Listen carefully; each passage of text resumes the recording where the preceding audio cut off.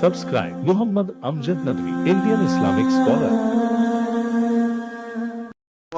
بسم الله الرحمن الرحيم.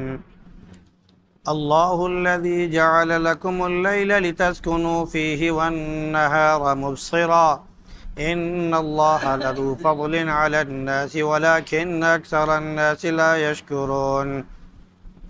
ذلكم الله ربكم خالق كل شيء لا إله إلا هو فأنا تؤفكون. كذلك يؤفك الذين كانوا بآيات الله يجحدون.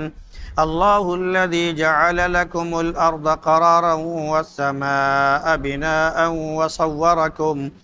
وصوركم فأحسن صوركم ورزقكم من الطيبات. ذلكم الله ربكم فتبارك الله رب العالمين. هو الحي لا إله إلا هو فادعوه مخلصين له الدين الحمد لله رب العالمين.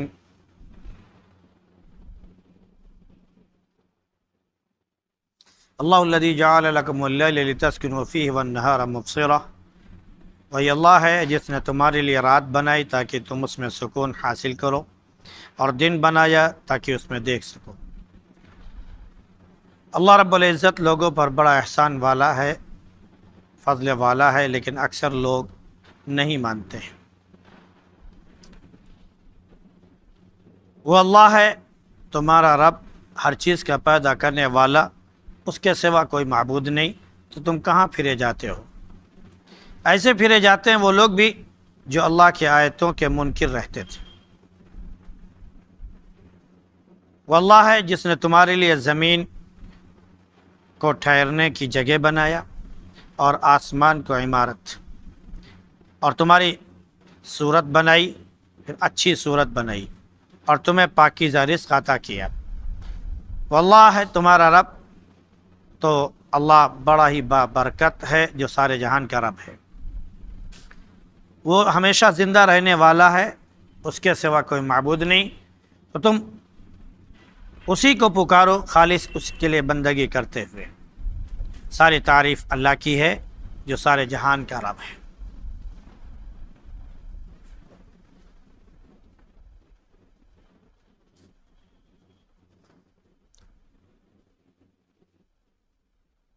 گزشتہ آیات میں قیامت کا ذکر تھا دجال کے فتنے کے بعد، کہ قیامت بالکل قریب ہے، اس میں کوئی شک نہیں، لیکن اکثر لوگ ایمان نہیں رکھتے. پھر ہوا کہ اللہ کو پکارو، اللہ پکار سنتا ہے. دعا کرو، اللہ دعا قبول کرتا ہے. اللہ کی عبادت کرو، اللہ جو ہے بندگی قبول کرتا ہے. لیکن جو لوگ اللہ کی عبادت سے انحراف کرتے ہیں، روگردانی کرتے ہیں، تکبر کر کے رخ موڑ لیتے ہیں، تو اللہ رب العزت ایسے لوگوں کو جہنم میں ذلیل و رسوا کر کے داخل کرے گا. اللہ رب العزت نے رات بنائی تاکہ لوگ سکون حاصل کر سکیں، دن بنایا تاکہ اس میں دیکھیں اور اپنے کام کاج کر سکیں. یہ اللہ کا فضل ہے. اللہ اپنے بندوں پر فضل کرتا بھی ہے، لیکن اکثر لوگ شکر نہیں ادا کرتے.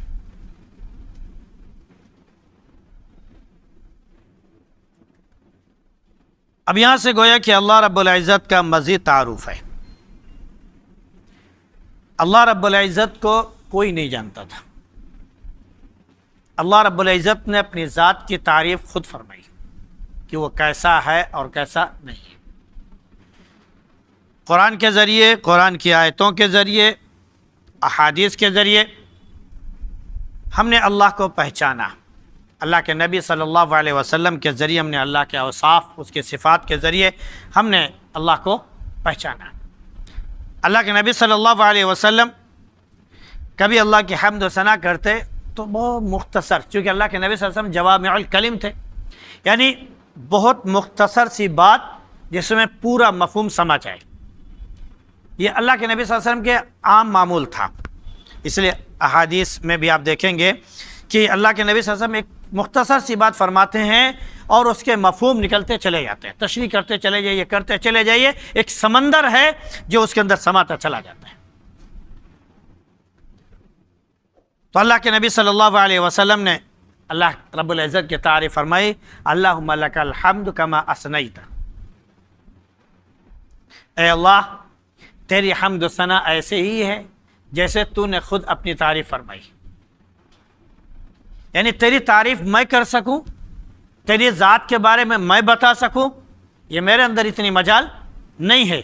تو اللہ ہے، تو سب سے بڑا ہے، تو نے اپنی جو خود تعریف فرمائی ہے تو ویسا ہی ہے، تو تیری تعریف بھی بس ویسی ہی ہو جیسے تو نے اپنی خود تعریف فرما دی۔ یہ اللہ کے نبی صلی اللہ علیہ وسلم مختصر سے اس میں اللہ رب العزت کی تمام صفات و کمالات کے ساتھ اللہ کی تعریف فرما دی۔ ویسے ہمیں بھی چاہیے کہ اللہ رب العزت کی تعریف کریں۔ اللہ اپنا تعارف فرما رہا ہے، فرمایا کہ وہ اللہ ہے، تمہارا رب ہے۔ رب کے معنی آتے ہیں پالنے کے، رب کے معنی آتے ہیں نگہداشت کرنے کے، رب کے معنی آتے ہیں کوئی چیز اپنی نگرانی میں دیکھ ریکھ کر کے کسی کو پروان چڑھانے کے۔ تو اللہ رب العزت ساری کائنات کا رب ہے، چاہے وہ چیز زندہ ہو یا مردہ ہو، جاندار ہو یا بے جان ہو، وغیرہ وغیرہ۔ تو اللہ رب العزت ہر ایک کی دیکھ ریکھ کرتا ہے، اور کوئی چیز بھی اللہ رب العزت کے حکم کے بغیر نہ بڑھ سکتی ہے اور نہ گھٹ سکتی ہے۔ ہم بے جان چیز بھی دیکھتے ہیں کہ بڑھتی ہے، کھانے پینے کی چیزوں کو ہم دیکھتے ہیں، درختوں کو دیکھتے ہیں، پیڑ پودوں کو دیکھتے ہیں، وغیرہ وغیرہ، یہاں تک کہ بعض پتھر وغیرہ بھی ہوتے ہیں ان کو بھی ہم دیکھتے ہیں، وہ بھی کیا کرتے ہیں کہ بڑھ رہے ہوتے ہیں، ان کو دکھائی پڑتے ہیں۔ تو اللہ رب العزت بڑھاتا ہے اور گھٹاتا بھی ہے، اور کون سی چیز کس ساخت میں ہے، کیسی ہے، اللہ رب العزت یہ بھی جانتا ہے۔ تو وہ رب ہے، ہر چیز کا دیکھنے والا، نگہبانی کرنے والا۔ پھر فرمایا کہ ہر چیز کا پیدا کرنے والا بھی ہے، یعنی کوئی چیز کائنات میں ایسی نہیں ہے جو رب نے پیدا نہ کی ہو، جو رب نے پیدا نہ کی ہو۔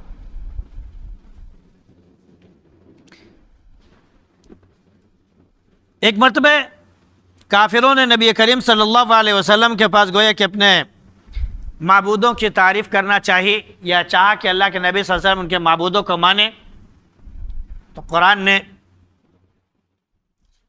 فوراً جو ہے ان کے سامنے آشکار کر دیا کہ اللہ کے سوا کوئی خالق نہیں ہے۔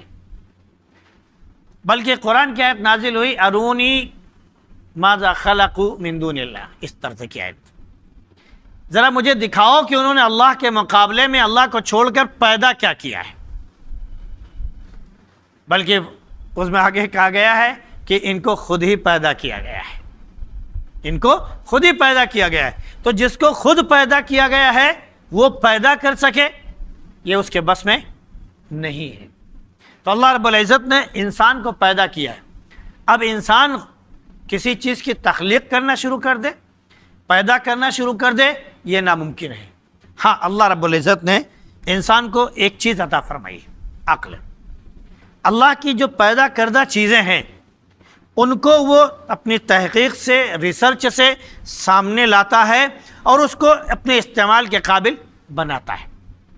جیسے مثال کے طور پر اللہ رب العزت نے آئرن پیدا کر دیا، لوہا پیدا کر دیا، انسان لوہا پیدا نہیں کر سکتا ہے، چاہے جتنی یہ کوشش کر لے اور یہ سوچے کہ میں لوہا پیدا کر دوں تو یہ لوہا پیدا نہیں کر سکتا ہے۔ ہاں، جو اللہ رب العزت نے لوہے کا ذخیرہ زمین میں رکھا ہے اسے نکال کر اپنے جس استعمال میں یہ لانا چاہتا ہے یہ لے آتا ہے۔ اللہ رب العزت نے کیا بولتے ہیں، لکڑی پیدا فرما دی۔ انسان کے اندر اتنی طاقت نہیں کہ لکڑی پیدا کر دے، اتنی طاقت نہیں کہ لکڑی یہ خود سے پیدا کر سکے۔ ہاں، اللہ نے جو لکڑی پیدا کی ہے، جو درخت اگائے ہیں ان میں جو لکڑیاں نکلتی ہیں، ان درختوں سے اپنے استعمال میں جو چاہتا ہے اس کو لے آتا ہے اور اسے چیزیں بناتا چلا جاتا ہے۔ اللہ نے پانی پیدا کیا، انسان کے بس میں نہیں ہے کہ پانی پیدا کر سکے، اس کے بس میں ہی نہیں کہ پانی پیدا کر سکے۔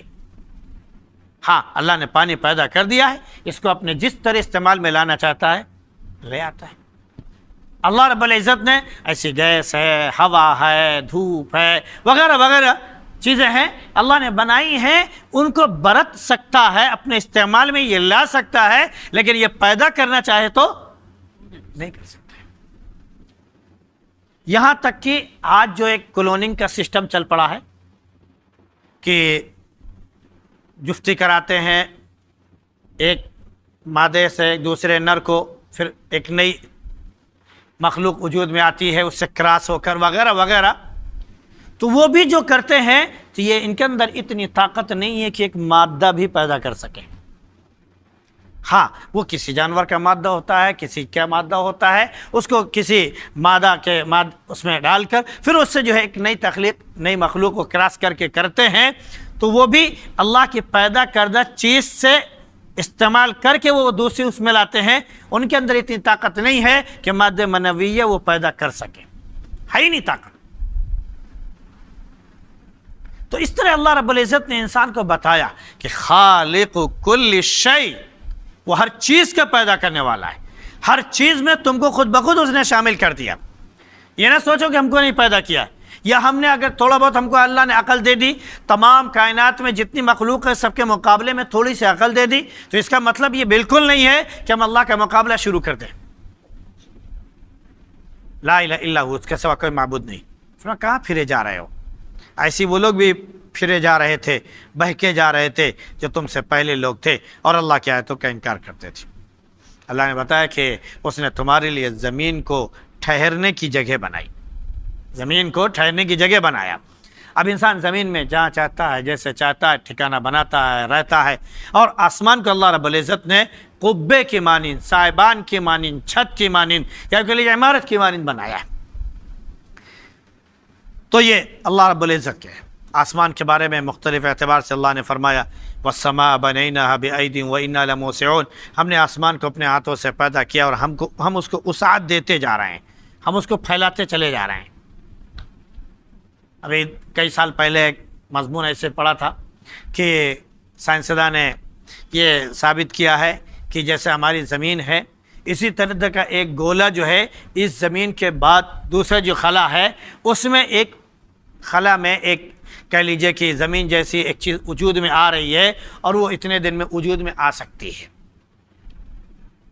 تو اللہ نے فرمایا کہ وَالسَّمَاءَ بَنَيْنَا بِأَيْدٍ، ہم نے آسمان کو پیدا کیا ہاتھوں سے اور ہم کو اس کو وسعت دے رہے ہیں، اس کو پھیلا رہے ہیں۔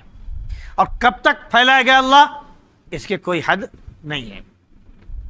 ہر چیز خلا کی طرف بھاگتی چلی جا رہی ہے، ہول کی طرف، بلیک ہول کی طرف بھاگتی جا رہی ہے، اللہ پھیلا رہا ہے۔ تو جب اللہ پھیلاتا ہے تو چیز خود بخود پھیلتی چلی جاتی ہے۔ مثال کے طور پر پانی ہے، اللہ نے ایسے بنایا ہے اس کو کہ اس کو آپ جتنا وسعت دیتے جائیں گے جگہ کو، یہ پانی کیا ہوگا، خود بخود پھیلتا جائے گا۔ جتنا آپ تنگ کرتے جائیں گے پانی اس میں سمٹتا چلا جائے گا۔ اللہ نے ہوا بنائی ہے، آپ محدود اس میں کر دیں گے، ہوا اسی میں رک جائے گی۔ آپ کشادہ کرتے چلے جائیں گے، ہوا اس میں سماتی چلی جائے گی۔ اللہ کا معاملہ ہے۔ تو اللہ نے زمین تمہارے لیے ٹھہرنے کی جگہ بنائی اور آسمان گویا کہ چھت کے طور پر بنا دیا۔ پھر اللہ نے فرمایا کہ اس نے تمہاری شکل بنائی، تمہاری صورت بنائی، اور صورت بھی سب سے اچھی بنائی، تمہیں پاکیزہ رزق عطا کیا، تو یہ اللہ ہے تمہارا رب ہے۔ یہ جب اللہ ہی نے سب کچھ پیدا کیا ہے تو یقیناً اللہ کے ساتھ بڑی بابرکت ہے، اور وہی پھر سارے جہان کا رب بھی ہو سکتا ہے، اس کے سوا کسی اور کو رب ہونے کا حق حاصل نہیں ہے۔ یہ آیتیں چل رہی تھی، اسی طرز کی آیت غالباً یہی آیت تھی یا اسی طرز کی دوسری آیت تھی جس میں انسان کی تخلیق کا پورا ذکر تھا۔ والذی خلقک من تراب ثم من نطفۃ ثم من علقۃ ثم یخرجکم طفلا ثم لتبلغوا اشدکم ثم لتکونوا شیوخا۔ پھر اسی گویا کہ انسان کی تخلیق کا ایک سلسلہ چل رہا تھا، تو اس میں فرمایا کہ اس نے تمہاری اچھی شکلیں دی، تم کو پیدا کیا وغیرہ وغیرہ، فاحسن صورکم، اچھی شکل میں پیدا کیا۔ اس کے بعد حضرت عمر رضی اللہ عنہ کی زبان سے ایک لفظ نکلا، فتبارک اللہ رب العالمین، کہ اللہ نے کیسے انسان کے سانچے کو بنایا اور کس سانچے میں انسان کو ڈھالا۔ یقیناً اللہ بڑا ہی بابرکت ہے جو سارے جہان کا رب ہے۔ تو فتبارک اللہ رب العالمین، یہ حضرت عمر رضی اللہ عنہ کی زبان سے بے ساختہ جب وحی نازل ہوئی تھی، اس وقت شکر کے طور پر عمر رضی اللہ عنہ کی زبان سے آیت نازل ہوئی، نبی کریم صلی اللہ علیہ وسلم موجود تھے۔ اللہ رب العزت نے فرمایا کہ عمر کے اس جملے کو آیت میں شامل کر دو، فتبارک اللہ رب العالمین یا فتبارک اللہ احسن الخالقین، اس طرح کا لفظ ہے کہ عمر رضی اللہ عنہ کی زبان سے جب لفظ نکلا، اللہ نے فوراً جبریل کو بھیجا، کہا جاؤ ہمارے نبی سے کہو کہ اس جملے کو قرآن کی آیت میں شامل کر لیں، تو وہ قرآن کی آیت میں جملہ شامل ہو گیا، فتبارک اللہ رب العالمین۔ عمر اتنے عظیم تھے، اتنی اونچی سوچ تھی اس کو کوئی سوچ بھی نہیں سکتا۔ عمر رضی اللہ عنہ نے جب پردے کا حکم نہیں تھا، سب لوگ ایسے ہی چلتے تھے، تو عمر رضی اللہ عنہ نے کہا کہ اللہ کے نبی عام عورتوں کے بات چھوڑیے، لیکن کم از کم ہماری مائیں جو ہیں یعنی امہات المؤمنین، ہمیں چاہتے ہیں کہ کم از کم ان کا اٹھنا بیٹھنا، ان کا پہننا، ان کا لباس وغیرہ وغیرہ وہ اور لوگوں سے تھوڑا سا مختلف ہو جائے، تو کم از کم وہ اگر دوسروں سے تھوڑا جدا رہیں اور پردہ اگر ان کے لیے ہو جائے تو زیادہ بہتر ہو جائے، تاکہ وہ لوگوں میں پہچانے جا سکے کہ یہ امہات المومنین ہے، یہ عام عورتوں کی طرح نہیں ہے، ان کی عزت، ان کا مقام، ان کا رتبہ کچھ اور ہی ہے۔ اللہ رب العزت نے فوراً آیت نازل فرمائی کہ امہات المومنین سے کہہ دیجئے کہ وہ پردہ کیا کریں، فوراً پردے کی آیت نازل ہوئی، پھر اس کے ذریعے گویا کہ تمام مومنین کو حکم ہوا کہ وہ بھی پردہ کیا کریں وغیرہ وغیرہ۔ شراب ہے، یہ حرام نہیں تھی، لوگ نماز میں آتے تھے، شراب پی کے آ گئے، جھوم رہے ہیں، مستی میں قرآن پڑھ رہے ہیں، پتہ نہیں کیا پڑھ رہے ہیں، کچھ پتہ نہیں، کہاں سے کہاں پہنچ رہے ہیں، کچھ ہوش نہیں۔ عمر رضی اللہ عنہ کے اندر ایک خواہش پیدا ہوئی، کاش شراب حرام ہو جاتی۔ اللہ کے نبی صلی اللہ علیہ وسلم کے پاس آئے، اللہ کے نبی ایسے آتے ہیں، منہ سے بدبو آتی رہتی ہے، نماز پڑھتے ہیں، لوگوں کو تکلیف ہوتی ہے وغیرہ وغیرہ، اور خود بھی کیا پڑھتے ہیں، خود ان کو ہوش نہیں ہوتا ہے۔ تو قرآن نے پہلی آیت نازل کرے، لا تقربوا الصلاۃ وانتم سکارى، اس حالت میں مت آنا نماز کے قریب جب تم نشے کی حالت میں ہو۔ تو انہوں نے کہا کہ چلو ٹھیک ہے، نماز سے تو چھٹی مل گئی کہ نشے کی حالت میں نماز میں نہیں آئیں گے۔ پھر اللہ کے نبی صلی اللہ علیہ وسلم کے پاس آئے تو اللہ رب العزت نے دوسری آیت نازل کی، پھر اللہ کے نبی کی خدمت میں آ اللہ نے تیسری آیت نازل کی، یہاں تک کہ 4 مرتبہ عمر رضی اللہ عنہ پردے کے سلسلے میں اللہ نے شراب کے حرمت کے سلسلے میں نبی کریم صلی اللہ علیہ وسلم کی خدمت میں حاضر ہوئے، تو اللہ رب العزت نے ایک مرتبہ فرمایا کہ انما الخمر والمیسر والانصاب رجس من عمل الشیطان وغیرہ، کہ انما الخمر یہ شراب، جوا، قمار بازی اور وہ جو فال وغیرہ نکالتے ہیں تیروں کے ذریعے وہ وغیرہ وغیرہ، یہ سب حرام ہیں، فاجتنبوا من الرجس، یہ گندے کام ہے، لہذا اب ان سے تم بالکل سے بچو۔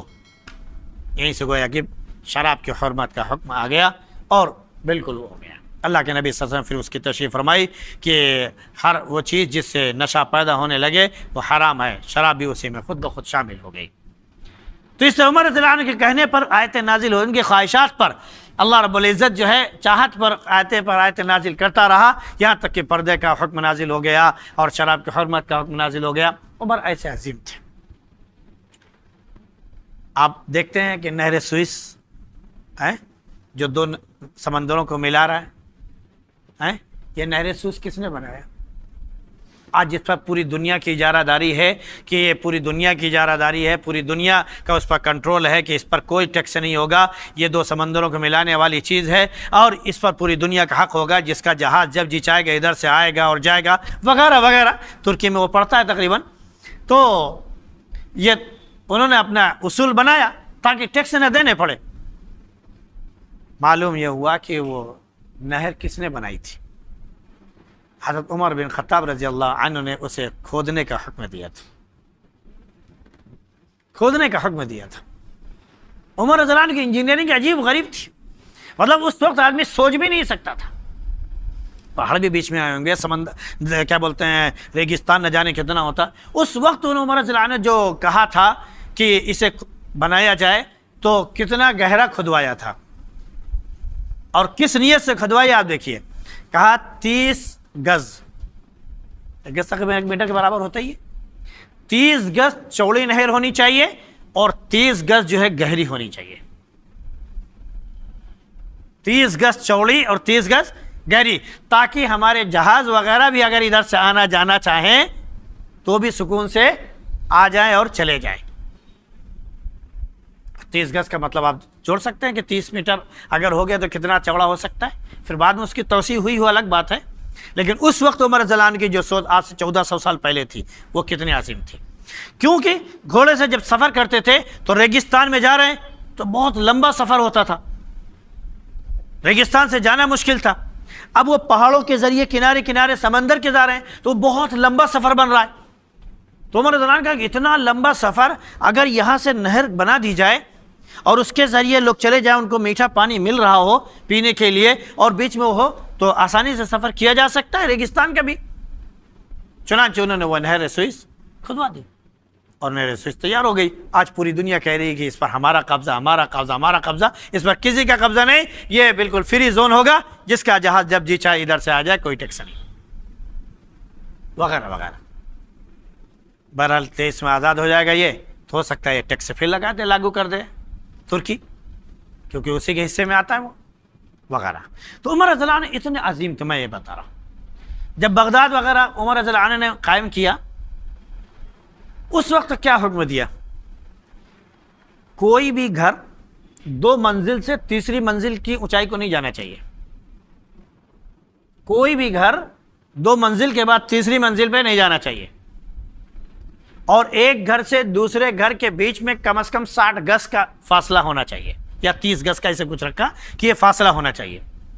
لوگوں نے اس کا سب پوچھا تو کہا تاکہ ہر ایک کو فریش ہوا ملے، تازہ ہوا ملے، کیونکہ جب اونچی اونچی بلڈنگیں ہو جائیں گی تو تازہ ہوا نہیں ملے گی، تو ہر ایک کو تازہ ہوا ملے، کسی کی کھڑکی دوسرے کی کھڑکی سے ملے نہیں، دیوار ملے نہیں، تاکہ کسی کو کوئی دقت اور پریشانی نہ ہو، اور راستہ اتنا چوڑا ہو تاکہ اگر ہمارا کوئی لشکر، ہماری کوئی فوج اس شہر سے گزرنا چاہے تو آرام سے پورا لشکر گزر جائے، لشکر کو گزرنے میں کوئی تکلیف نہ۔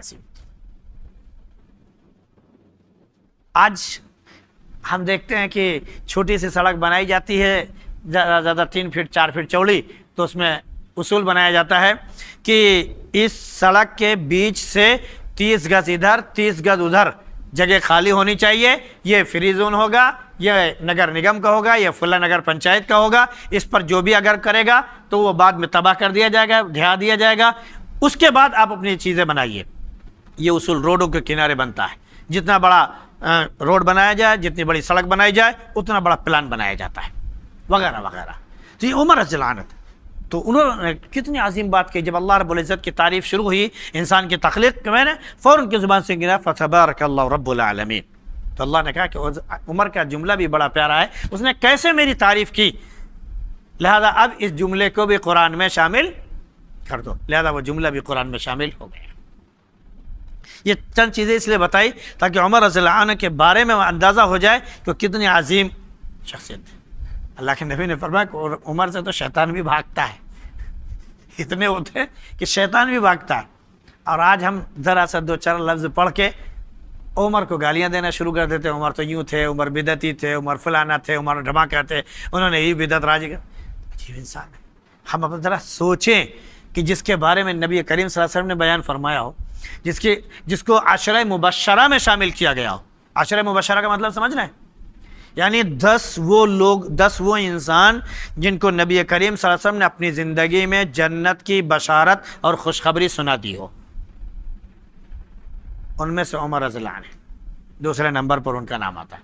پہلے نمبر پر حضرت ابوبکر صدیق رضی اللہ عنہ، دوسرے نمبر پر عمر رضی اللہ عنہ، جس کو نبی کریم صلی اللہ علیہ وسلم نے خود کہا ہو کہ یہ عشرہ مبشرہ میں سے ہیں، یہ جنتی ہیں، اور ہم 2 لفظ 2 کتاب پڑھ کر کہیں عمر بدعتی ہیں۔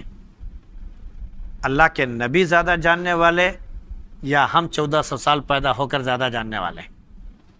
سوچ سکتے؟ جو اللہ کے نبی صلی اللہ علیہ وسلم کے قدموں میں سو رہا ہو مرنے کے بعد بھی، جو کہہ لیجئے کہ ریاض الجنہ، جو جنت کا جو ٹکڑا ہے، سمجھ رہے ہیں، مسجد نبی میں جو جنت کا ٹکڑا جو مسجد اللہ کے نبی صلی اللہ علیہ وسلم بنائی تھی، وہ کیا کہلاتا ہے؟ کہ وہ ریاض الجنہ کہلاتا ہے۔ بالکل اس کے پڑوس میں کہہ لیجئے یا کہہ لیجئے کہ ریاض الجنہ ہی میں کا حصہ ہے وہ، جو نبی کریم صلی اللہ علیہ وسلم کا مقبرہ ہے اس وقت۔ تو جو دنیا میں جنت کا جو خالص ٹکڑا، یعنی جنت کا حقیقی ٹکڑا کہہ لیجئے، جو زمین میں دنیا میں رہ کر جنت کے ٹکڑے میں مرنے کے بعد سو رہا ہو وہ بدعتی ہو سکتا ہے؟ سوچ سکتے ہیں؟ نبی کریم صلی اللہ علیہ وسلم کے جلو میں رہ رہا ہو وہ بدعتی ہو سکتا ہے؟ ہم نے کیسے فوراً جو ہے بدعتی کہنا شروع کر دیا؟ یہ ہماری عقل پر تف ہے، افسوس ہے۔ تو اللہ نے فرمایا کہ وہ ہمیشہ زندہ رہنے والا ہے، اللہ اس کے سوا کوئی معبود نہیں، لہذا اسی کی بندگی کرو، اسی کی عبادت کرو، اسی سے مانگو، خالص اسی کے لیے دین کرتے ہوئے، یعنی اس کے سوا دین کسی اور کا نہیں ہوگا، اللہ ہی کا دین ہوگا۔ لہذا اللہ کی تعریف ہے اور ہمیشہ ہمیشہ کے لیے ہر چیز میں اس کی ساری تعریف ہے، کیونکہ وہی سارے جہان کا پالنہار اور رب ہے، اور ہم کو اسی کو رب ہی ماننا چاہیے، اس کے سوا کسی کو بھی رب یا کوئی اور مشکل کشا نہیں ماننا چاہیے۔ اللہ رب العزت ہم کو توحید کی کما حق کہو تعلیم پر چلنے کی توفیق نصیب فرمائے۔ سبحان اللہ بحمدہ، سبحانک اللہم